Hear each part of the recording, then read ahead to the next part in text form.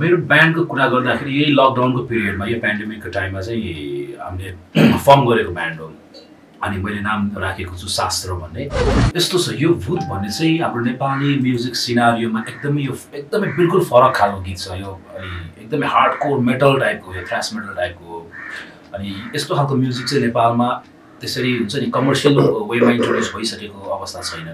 ल आयो तुफान यातायात नस्प्रा एक्सप्रेस मलेको दादिङारू घाट गाडी नम्बर 585 चेन्नई नम्बर बुन्टे क्लासी। हेलो दाइ दिदीहरू जाने हो सिटकारे नाच्दै गाउँदै जानु पर्छ है बजाउँदै ताली। आफ्नो सामानको सुरक्षा आफै गरौँ। ल है गुरुजी सुर्ती चिरो छोडो अगाडि बढौँ। हे कालीमा पनि हजुर मोटर जाँदो रहेछ ड्राइभर दाइलाई शासन माया सलाल जाम हिँड्दैमा। अनि सिक्दै जाने क्रममा मलाई एकदमै मनभित्र त्यो म्युजिकल त्यो पावरले चाहिँ हुन्छ नि छोयो ठ्याक्कै। अनि त्यसपछि अलिअलि म गीत गाउने एक दुईवटा नर्मल सजिलो गीतहरू के कर्ड्सहरू भएको गीतहरू चाहिँ म गाउन थालेँ। मर्छु कि क्या हो गाजा तानी तानी मर्छु कि क्या हो गाजा तानी तानी नानीदेखि तान्न थाले छुट्दैन बानी घाम झुल्के पूर्वबाट रातो किरण सँगै लान्छ क्या हो गाजाले नै हजुर बाउ सँगै। हरेक फिल्ममा कम्पिटिसन हुन्छ हैन आफ्नोपन नातावाद कृपावाद भन्ने कुराहरू हुन्छ हैन। म चाहिँ कहिले पनि कम्पिटिसनमा हिँड्दिनँ। म चाहिँ कम्पिटिसन चाहिँ घोडाहरूको लागि जस्तो लाग्छ हैन आर्टिस्टको लागि होइन। नमस्कार मिलाप क्रिएसनमा स्वागत छ। म आइसकेको छु सदाझै गीता अधिकारी। एकजना गेस्टसँगको कुराकानी तपाईँले हेर्न सक्नुहुनेछ। हामीसँग आज हुनुहुन्छ एकजना एकदमै उहाँको लुक्स हेर्दै तपाईँले अहिले थाहा पाउनुहुनेछ अलिक एक्स्ट्रा नै हुनुहुन्छ सिङ्गिङ क्षेत्रमा पनि भन्दा फरक नपर्दा हजुर विनोद ढकालसँगको कुराकानी लिएर म आइसकेको छु। तपाईँलाई स्वागत गर्छु। हजुर thank you so much. Thank you. Busy हुनुहुन्छ?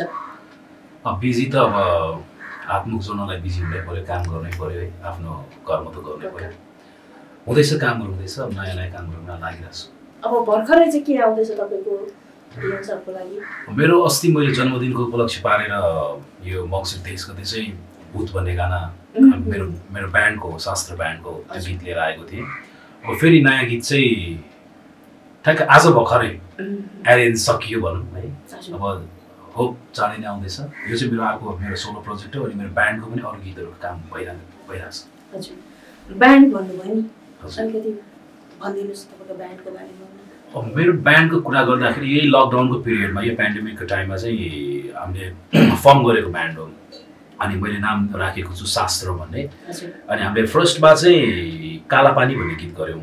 अनि यो भूत प्रोजेक्ट चाहिँ सेकेन्ड प्रोजेक्ट हो मेरो ब्यान्डको चाहिँ। अनि मेरो ब्यान्डमा चाहिँ दुईजना गिटारिस्ट चाहिँ पहिला हाम्रो एकदमै सिनियर रक ब्यान्डको लिड भोकलिस्ट हाम्रो रबिन तामाङ दाईले फर्म गर्नुभएको ब्यान्ड थियो त्यो रबिन एन्ड द न्यू रेभोल्युसनको दुईजना गिटारिस्ट चाहिँ अहिले उहाँहरू मसँग बजाइरहनु भएको छ। अनि अब त्यही भएर अब हामीले अब नयाँ चिजहरू अलिकति एक्सपेरिमेन्टल कामहरू गर्दै जाउँ भन्ने चाहिँ हाम्रो विचार छ भनौँ न। अहिले काम हुँदैछ। अब लेट्स सी अब सेकेन्ड प्रोजेक्ट सक्यो बल्ल होइन। अब थर्ड प्रोजेक्ट पनि अब हामीले गर्दैछौँ। अब त्यही हो अब तयारीमा छौँ। मभन्दा सिनियर हुनुहुन्छ उहाँ अब गिटारिस्ट दाहरू दुईजना गिटारिस्ट दाहरू चाहिँ अब हामीले एकदमै राम्रोसँग कोल्याब भएर चाहिँ अगाडि बढ्ने चाहिँ धारणा छ। भर्खरै आयो भूत भन्ने जुन तपाईँको भिडियो होइन कस्तो रेस्पोन्स पायो त्यसले चाहिँ कतिको मन परायो? यस्तो छ यो भूत भन्ने चाहिँ हाम्रो नेपाली म्युजिक सिनारियोमा एकदमै बिल्कुल फरक खालको गीत छ यो। अनि एकदमै हार्डकोर मेटल टाइपको यो थ्रास मेटल टाइपको हो।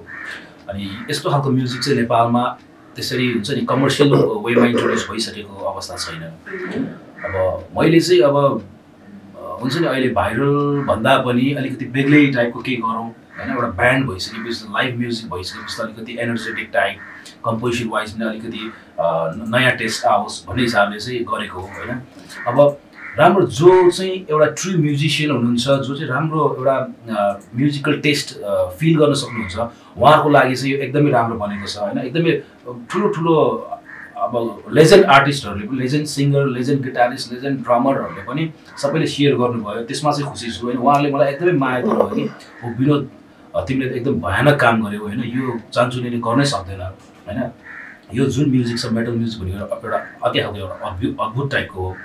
भनेर उहाँहरू त्यो ट्रु म्युजिसियनको चाहिँ मलाई सपोर्ट अनि एप्रिसिएसन पाएँ, त्यसमा चाहिँ म ह्याप्पी छु। हजुर हजुर, बधाई छ तपाईँलाई।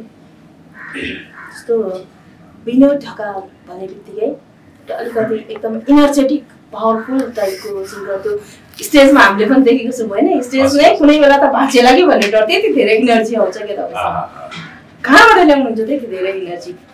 कहाँबाट भन्दा पनि यो म्युजिकले नै दिएको हो। जब म्युजिक बज्छ होइन, जब म स्टेजमा जान्छु, जब म त्यो क्राउड देख्छु, अनि त्यो अटोमेटिक त्यो भित्रबाट त्यो अर्कै खालको एउटा जोस हुन्छ नि, त्यो एनर्जी त्यत्तिकै बढेर आउँछ क्या। त्यो कहाँबाट आउँछ म ल्याएको होइन कि, त्यो आएको चिजहरू हो अटोमेटिक, म्युजिकसँग त्यो एउटा छुट्टै खालको कनेक्सन त्यो हिसाबले। एउटा गीत सुन्नु न हामी। ओके, यो गीत त्यति बेला राम्रो चलेको गीत हो है, आजभन्दा 10 वर्ष चान्सुन भयो आएको। उकालीमा पनि हजुर मोटर जाँदो रहेछ, हामीले रिमेक गरेको थियो यो गीत। हजुर, म रामचन्द्र काफ्ले र अन्सु पन्त, हामी 3 जना भएर यो गीत गरेको थियौँ। त्यो गीत सुनाउन चाहन्छु। लहरै आयो आयो तुफान यातायात नस्प्रा एक्सप्रेस मलेको दार्जिलिङ घाट गाडी नम्बर 585 चेन्नई नम्बर बुन्टे खलासी। हेलो दाइ दिदीहरू जाने हो सिटकारे नाच्दै गाउँदै जानुपर्छ है बजाउँदै ताली। आफ्नो सामानको सुरक्षा आफै गरौँ, है गुरुजी सुर्ती चिरो छोडो अगाडि बढौँ। हे कालीमा पनि हजुर मोटर जाँदो रहेछ, ड्राइभर दाइलाई शासन माया सलाल जाउँ हिँड्दैमा। हे ड्राइभर दाइलाई शासन माया सलाल जाउँ हिँड्दैमा। हे इन्द्रकमल फुलको हजुर बोटै मरि गयो, चल्नै छाड्यो बासना माया सलाल जाउँ हिँड्दैमा। हे चल्नै छाड्यो बासना माया सलाल जाउँ हिँड्दैमा। कस्तो होला उकालीमा पढी मोटर जाँदा, इन्द्रकमल बासा चल्छ मैले तिमीलाई लाँदा। आउनु माया दायाँ बायाँ गर दिलमा आसन, छुक छुकेर गाडीमा ड्राइभर दाइको शासन। मरि गए पनि इन्द्रकमल फुलको बोर्ड, तर्की तर्की नाउ दोकान मनमा लाग्छ चोट। है छुटकाली ओराली बर्जन चौतारी, रेलमा सरर हामी दुई दौतरी। हे ड्राइभर दाइलाई शासन माया सलाल जाउँ हिँड्दैमा। Thank you. सङ्गीतलाई नै किन रोज्नु भयो? सङ्गीत यस्तो, यो सङ्गीतमा रोज्नुको कारण एकदम मेरो कहानी अर्कै छ। म खास डक्टर भन्ने मान्छे हो। हाम्रो आफ्नो बोर्डिङ स्कुल थियो दार्जिलिङमा, अनि ड्याडको इन्टेन्सन हुन्छ नि, टार्गेट नै कान्छो छोरालाई डक्टर बनाउने थियो। उहाँले बोर्डिङ स्कुलै खोलिदिनु भयो। अनि हाम्रो बोर्डिङमा चाहिँ 2 जना चाहिँ हाम्रो दार्जिलिङको टिचर हुनुहुन्थ्यो है, अनि अब मेरै घरमै बस्नुहुन्थ्यो। अनि उहाँहरूले चाहिँ अब दार्जिलिङको मान्छेहरूले त प्रायः गिटार सिटार बजाउने एकदम म्युजिकल त्यो सिनारियोमा रमाउने टाइपको हुन्छ नि त। अनि मलाई पनि त्यो कुराले अलिक तान्यो। म 8 सम्म आफ्नै बोर्डिङ स्कुलमा पढेँ, त्यसपछि माओवादीको कारणले बन्द भयो बोर्डिङ स्कुल, अनि म काठमाडौँ आएको आफ्टर 8 चाहिँ। त्यति बेला मलाई अर्कै खालको एउटा क्युरियोसिटी हुन्थ्यो कि अब जस्तै जी कड बज्दा अर्कै बज्ने, ए माइनरमा जाँदा अर्कै बज्ने, तर त्यसको कनेक्सन कति मिठास क्या। हुन कविताहरू चाहिँ म बच्चादेखि लेख्थेँ, अनि मलाई त्यसमा एकदम क्युरियोसिटी, एकदम म उत्सुक हुन थालेँ कि कसरी भयो होला यो, किन कसरी हुन्छ यस्तो भन्ने कुराहरू। अनि मैले सोध्थेँ, अनि त्यसपछि मलाई अलिअलि कर्ड्सहरू सिकाउनु भयो। अनि सिक्दै जाने क्रममा मलाई एकदमै मनभित्र त्यो म्युजिकल त्यो पावरले चाहिँ हुन्छ नि छोयो ठ्याक्कै। अनि त्यसपछि अलिअलि म गीत सित गाउने, 1-2वटा नर्मल सजिलो गीतहरू के अरे कर्ड्सहरू भएको गीतहरू चाहिँ म गाउन थालेँ। अनि आफ्टर 8मा काठमाडौँमा आएँ, 9बाट म ब्रिटिस कोटा पढेँ, हस्टेल बसेँ। अनि त्यसपछि नि अरू सबै चाहिँ अरू एक्स्ट्रा करिकुलर एक्टिभिटिजमा जान्थ्यो। म चाहिँ गिटारै बजाउँथेँ क्या, एक्लै बस्ने। एउटा कर्ड बुक किनेको थिएँ, कर्ड बुक हेर्दै गिटार बजाउने, अनि प्रोग्रामहरू हुँदै गयो। अनि पछि म डक्टर बन्दिनँ होला जस्तो मनै आयो क्या, होइन म्युजिक गर्नुपर्छ, आर्टिस्ट भनेको एउटा होइन अर्कै खालको त्यो हुन्छ। डक्टरलाई पनि नचाउने त आर्टिस्ट हो नि त, गायकले हो नि त होइन। अनि इन्जिनियरलाई नचाउने गायकले हो, पाइलटलाई नचाउने गायकले हो भने यस्तो दिमागमा आयो। अनि फेरि मैले त्यहाँ एसएलसी गरेँ, फेरि +2 मैले साइन्समै गरेँ गर्न चाहिँ होइन। अनि अब म्युजिकमा एकदमै रुचि भयो। त्यो हुन्छ नि, अब त्यो नगाइकन एकछिन पनि बस्न नसक्ने, गीत नसुनिकन एकछिन पनि बस्न नसक्ने टाइपको भयो। अनि पछि मलाई सबै साथीहरूले भन्न थाले, तैँले एल्बम गर्नैपर्छ। मैले गीत पनि आफैले कम्पोज गर्न थालिसकेको थिएँ, गर्नैपर्छ भने। अनि मैले आफ्टर 12 अलिकति ब्रेक लिएर चाहिँ मैले आफ्टर 12 चाहिँ एल्बम गर्ने प्लान गरेँ अनि मैले गरेँ पनि। अनि 63 सालमा मैले ठ्याक्कै एउटा आफ्नो सोलो एल्बम डाउनलोड भने बजारमा ल्याएँ, आफ्नै शब्द सङ्गीत स्वरमा ल्याएँ। अनि त्यसपछि झन् मैले नि चेन्ज गरेँ। म पहिला साइन्सको स्टुडेन्ट, +2 पछि चेन्ज गरेर म कमर्सतिर आएँ, म्यानेजमेन्टमा आएँ। जे पनि एउटा क्वालिफिकेसन त हो नि। अब म यो फिल्डमा इन्ट्रेस्ट मेरो छ भने म डक्टर पढेर जानु छैन, मलाई फुल टाइम नै यही दिनु छ भने जस्तो भएर मैले कमर्स जोइन गरेँ। त्यसपछि हुँदै गयो अनि अब अफरहरू आउनु थाल्यो, मुभीहरूमा पनि गर्नु थालेँ होइन, as a music director, as a singer अनि गर्न थालेँ। त्यसरी हुँदै अहिलेसम्म 77 पुग्यो। 63देखि 77सम्म आउँदाखेरि साङ्गीतिक यात्रामा चाहिँ कतिको उतार चढावहरू आए? यात्रा भनेको हरेक यात्रा उतार चढाव नै हुन्छ होइन, तर त्यस्तो ठुलो उतार चढाव हुँदैन। म चाहिँ के सोच्छु भने जे छ जस्तो छ जति छ होइन त्यसमा रमाउने हो। अनि आफूले आफ्नो काम बेस्ट दिनुपर्छ, आफू सही वेमा हुनुपर्छ, आफूले नयाँ चिज गर्न खोज्नुपर्छ होइन। त्यस्तो भयो भने खासै ठुलो दुःख पर्दैन।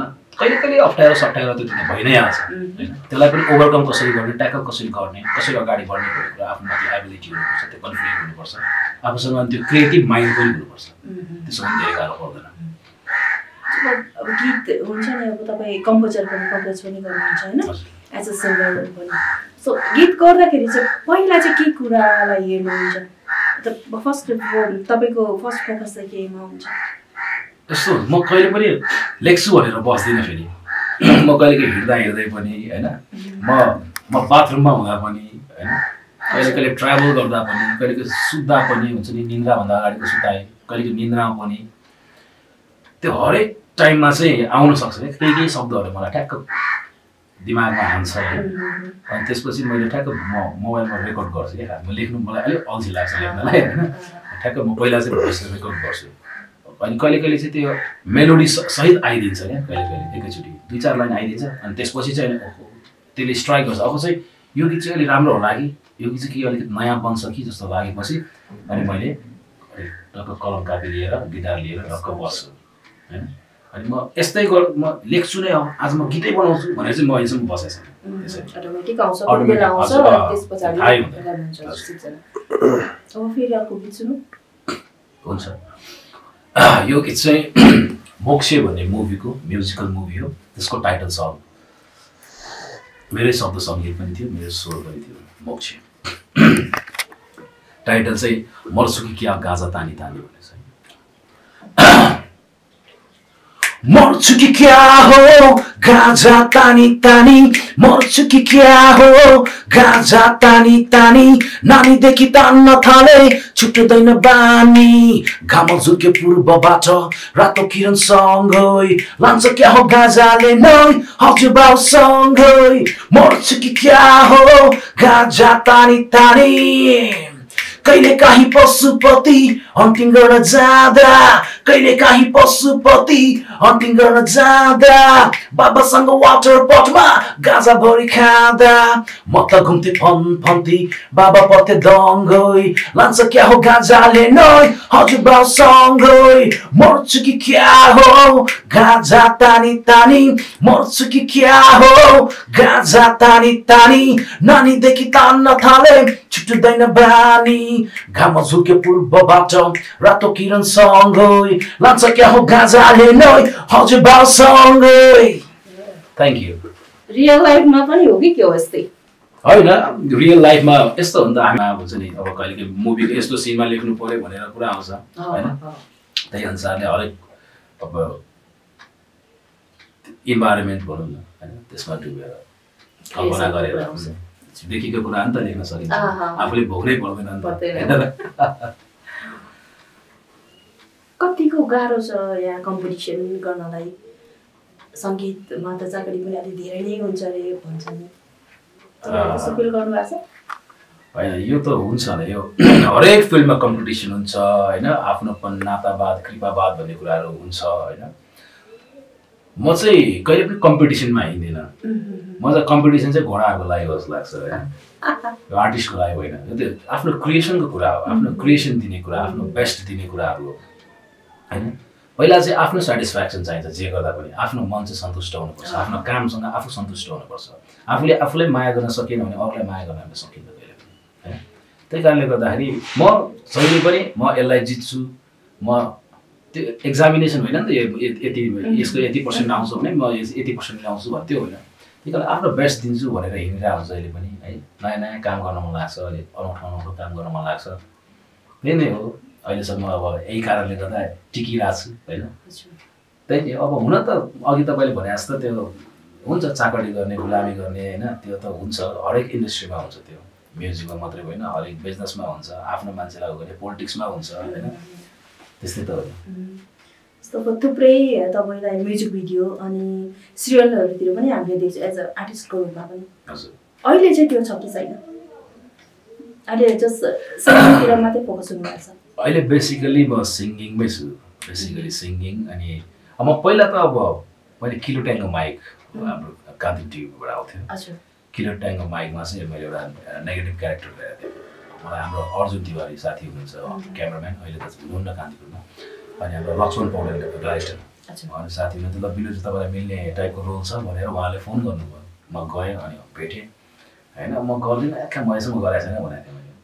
अनि होइन तपाईँले गर्नुपर्छ, तपाईँले सक्नुहुन्छ, तपाईँलाई सुहाउँछ पनि भन्नु। अनि मैले ल ठिक छ भनेर गरेँ। अनि त्यो चिज चाहिँ मन पराएर फेरि त्यो रिटेलिकास्ट पनि भइरहँदो रहेछ पछि पछि। त्यो मेरो एपिसोड चाहिँ त्यो मेरो एपिसोड त्यो 4 एपिसोड थियो, एउटा कथामा 4-5 एपिसोड मात्रै जान्थ्यो त्यो। अनि फेरि पात्रहरू फेरिन्थ्यो, त्यो गरेँ। अनि बिचमा म्युजिक भिडियोहरू पनि गरेँ मैले। हाम्रो नवीन के भट्टराई दाई, हाम्रो आदरणीय दाई होइन, हाम्रो पपको किङ नै हुनुहुन्छ, दाइले पनि मलाई ल केटा तिमीले एउटा मेरो भिडियो गर्नु पऱ्यो, मलाई अरू कोही मोडल छैन, तिमीले गर्नु सक्छ केटा, तिमीले गर्नुपर्छ भन्नु थाल्नु भयो। दाइ तपाईँ नजिस्किनु मसँग मैले भने, म कहाँ म एक्टर हो त, तिमीले सक्छौ, तिमीलाई सुहाउँछ, you must have to do भन्नुभयो। अनि मैले ल ठिक छ तपाईँले साँच्चीकै भयो भने आइल गिभ माई बेस्ट भने। अनि कामना भन्ने त्यो पनि एउटा एकदम अलग खालको गीत छ, कामना भन्ने गीतमा मैले त्यसमा गरेँ। अनि अरू पनि म्युजिक भिडियोहरू गरेँ 2-4वटा, पेपर बोट नेपाल भन्नेको कायर लाछीहरू भन्ने त्यसमा एउटा गरेँ। अनि अरू त मैले ठ्याक्क गीत अरू यस्तै यस्तै गरेँ। त्यस्तै कसैले अफर गर्छ भने अब दिउँ न त, आफ्नो बेस्ट दिने त हो नि होइन, मसँग केही देखिएर त मलाई अफर गर्यो, म चाहिँ त्यसरी लिन्छु। अब टाइटल राख्नु भएको छ होइन तपाईँले आफ्नो सङ्गीतको दास। हजुर हजुर अलिकति यो बारेमा। मलाई अरू कसैको दास हुनु मन पर्दैन होइन, सङ्गीतको चाहिँ म नोकर दास हुनु मनपर्छ। त्यही भएर मैले फेसबुकमा विनोद ढकाल म्युजिक स्लेभ भनेर राखेको, त्यहाँ सङ्गीत दास भनेर राखेको। अरू कसैको गुलामी गर्नु छैन, म सङ्गीतको चाहिँ म्युजिक गर्छु, त्यही नै। यो बाइक चाहिँ आफ्नो इन्ट्रेस्टहरू चाहिँ के छ? मेरो यो म्युजिक बाइक इन्ट्रेस्ट भनेको मलाई नयाँ नयाँ ठाउँ घुम्ने है, अनि राम्रो सर्कलहरूसँग बस्ने, क्रिएटिभ कुराहरू सेयर गर्ने होइन, यस्तै हो। अनि गिटार बजाउने त्यही हो। जुन अब यो तपाईँको गेटअप छ नि, हामीले भिन्न भिन्न गेटअपमा देखिरहेको हुन्छौँ कि तपाईँलाई। फर्स्ट टाइम मान्छेले भेट्दा चाहिँ कस्तो हुन्छ उनीहरूको तपाईँप्रति हुन्छ नि, झट्ट नचिनेको मान्छेले भेट्दा अलिक पछाडि यस्तो हो। अब फर्स्ट अफ अल त अब हाम्रो सोसाइटी नै अब त्यस्तो एडभान्स भइसकेको छैन होइन, त्यही कारणले गर्दाखेरि कपालमा यत्रो यस्तो लट्टा पालेको, त्यही माथि कलरफुल होइन, त्यही माथि चुनारमा पालेको, कुण्डा सुन्डा लगाएको हुन्छ नि त। नेगेटिभ त डन टाइपको हो कि गुन्डा, अब त्यो मतलब ट्याब्लेट के भन्छ नि हाम्रो एडिक्ट टाइपको हो कि, यस्तो यस्तो पनि मान्छेले सोध्छ, त्यो स्वाभाविक हो पनि। तर जब मसँग मान्छे एकछिन घुलमिल हुन्छ, एकछिन बोलचाल हुन्छ, अनि त्यो मान्छे मसँग एकदमै नजिक हुन्छ भनौँ न, राम्रो मेरो राम्रो म राम्रो रहेछ, यसको मन राम्रो रहेछ भने उहाँहरूले बुझ्नुहुन्छ। सुरुमा अप्रोच गर्दा त नराम्रो सेन्स जान्छ, त्यही नै हो। लाइफ के रहेछ, लाइफलाई कसरी परिभाषित गर्नुहुन्छ? लाइफको परिभाषा आफ्नो हुन्छ है, लाइफलाई कसरी जिउने, कसरी लिने होइन, हामीले कसरी सोच्ने भन्ने कुराहरू मात्रै हो। लाइफ भनेको आफ्नो लागि मात्रै होइन रहेछ जस्तो मलाई लाग्छ है। लाइफ आफ्नो लागि मात्रै हो भने त एकल काटे भएर जोगी भनेर बस्दा हुन्छ होइन। लाइफ भनेको समाजको लागि हो, देशको लागि हो, घर परिवारको लागि, इष्टमित्रको लागि हो होइन, सबैको लागि हो। आफ्नो लागि मात्रै नसोचेर अरूलाई पनि केही दिन सकौँ, समाजको लागि पनि केही दिन सकौँ, राष्ट्रको लागि पनि केही दिन सकौँ। यदि केही दिनै सक्दैन भने नराम्रो कहिले पनि सोच्नु भएन। मान्छेले भन्छ नि टेन्सन लिने होइन दिने हो भन्छ नि, टेन्सन लिने पनि होइन दिने पनि होइन क्या खास होइन। मलाई चाहिँ त्यो लाग्छ। लाइफ भनेको त यो सुख दुःखको एउटा मिश्रण हो होइन, हरेक कुराहरू भोग्नुपर्छ। अनि मलाई लाग्छ अलि समस्याहरू लाइफमा हुनुपर्छ, नत्र मान्छे लाटो हुन्छ, दिमाग चल्दैन। समस्या भयो पो अब त्यो समस्यालाई कसरी समाधान गर्ने त भन्ने दिमाग चल्छ हैन। अब समस्या नै पर्दैन भने त त्यो मान्छेको दिमागै चल्दैन, केही पनि हुँदैन, त्यो आइडल भइदिन्छ हैन। मलाई चाहिँ त्यो लाग्छ। अब फेरि लगभग हामी अन्त्यतिर छौँ कुराकानीको, एउटा गीत सुने पाला भइसकेको छ। ओके, यो चाहिँ रेगी गाना, बाजेले गिटार बजाएको, मजै नाच्न बजाएको। यो मैले बाहिर सुटिङ गरेको थिएँ थाइल्यान्डमा। बाजेले गिटार बजाएको, बजै नाच्नु लजाको, बाजेले गिटार बजाएको, बजै नाच्नु लजाको, यो मेरो गीत सुन है साथी कति मजाको, यो मेरो गीत सुन है साथी कति मजाको, मेरो बाजेको फुटेको चस्मा तै पनि हराएछन् हिजो राति बसमा, मेरो बाजेको फुटेको चस्मा तै पनि हराएछन् हिजो राति बसमा, बाजेले झुन्डाको इस्टकोट, हात हाल्दा भेटे मैले 5 को नोट, बाजेले झुन्डाको इस्टकोट, हात हाल्दा भेटे मैले 5 को नोट, हात हाल्दा भेटे मैले 5 को नोट, बाजेले गिटार बजाएको, बजै नाच्नु लजाको। Thank you. अन्त्यमा केही कुरा जस्तो यस्तो कुराहरू चाहिँ आयो हुन्थ्यो अथवा मिडियामा अहिलेसम्म आएको त्यस्तो केही कुरा छ भने? यस्तो म के भन्छु नि, राम्रो चिजलाई सपोर्ट गर्नुपर्छ सबैले है, नराम्रो चिजलाई प्रोत्साहन दिनुपर्छ, कसरी राम्रो राम्रो बन्नको लागि हैन। अनि यही नातावाद कृपावादमा जानु हुँदैन, राम्रो चिज माथि आउनै पर्छ, सबैले सपोर्ट गर्नै पर्छ, चाहे जोसुकै होस्, कास्टमा जानु भएन, रिलिजन धर्ममा जानु भएन, कुनै पनि पोलिटिकली पनि जानु भएन हैन, त्यो भन्छु। अनि अर्को कुरा, अब हामीले नेपाली भएर हाम्रो देश नेपाल भनेर गर्व गर्नु चाहिँ अब कस्तो भने हामीले आफ्नो चिजलाई, आफ्नो प्रडक्टलाई पहिला माया गर्नु पर्यो, अनि मात्रै गर्व गर्न पनि सुहाउँछ हैन। नत्र मेरो देश नेपाल, म नेपाली भनेर मात्रै काम छैन हैन। त्यसको रेस्पोन्सिबिलिटी त्यो पुरा गर्न के गर्नुपर्छ भन्ने कुराहरू पनि चाहिन्छ हैन। हो, हामीले वेस्टर्न कुराहरू पनि सिक्नुपर्छ, मैले वेस्टर्न गीत पनि गाउँछु हैन, तर मैले त्यसलाई पनि त नेपालीमै गाउँछु नि त हैन। अनि यो कुराहरूलाई चाहिँ माया गर्नुपर्छ। अनि त्यही हो, सबैजना मिलेर बस्नुपर्छ। अनि तपाईँहरूलाई एकदम धन्यवाद छ है, थ्याङ्क यू सो मच। यहाँसम्म बोलाइदिनु भयो, मेरो केही कुराहरू राख्ने मौका दिनुभयो, सबै समक्ष पुग्ने एउटा माध्यम भयो। थ्याङ्क यू सो मच भन्न चाहन्छु। धेरै धेरै धन्यवाद। व्यस्त हुनुहुन्थ्यो त्यसरी हाम्रो यहाँसम्म हाम्रो निम्तिलाई स्वीकारेर आउनुभयो, thank you so much. My pleasure, thank you. हजुर, आजको बसाइबाट हामीले बिदा लिने बेला भइसकेको छ। अर्कोपल्ट हामी यसै गरेर एकजना अतिथिको साथमा आउनेछौँ, त्यतिन्जेलसम्मलाई हामीलाई बिदा दिनु होला। हस् त, नमस्कार।